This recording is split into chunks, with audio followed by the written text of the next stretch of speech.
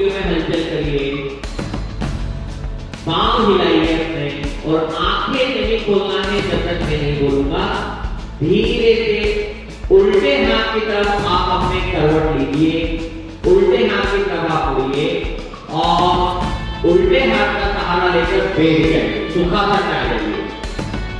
सुखासन जिस भी डायरेक्शन में आप जा रहे हो उस डायरेक्शन में करके बैठ जाइए।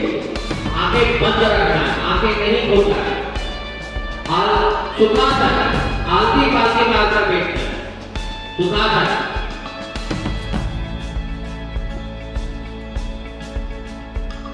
आराम से बैठे, आंखें नहीं खोलना।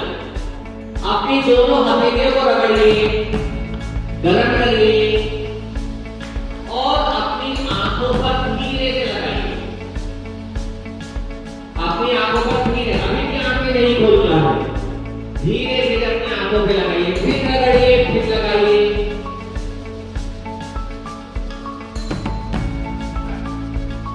और अपनी हथेलियों को आंखों पे लगा रहने दीजिए और उंगलियों के बीच में हल्का सा गैप करके धीरे धीरे आंखें खोलिए।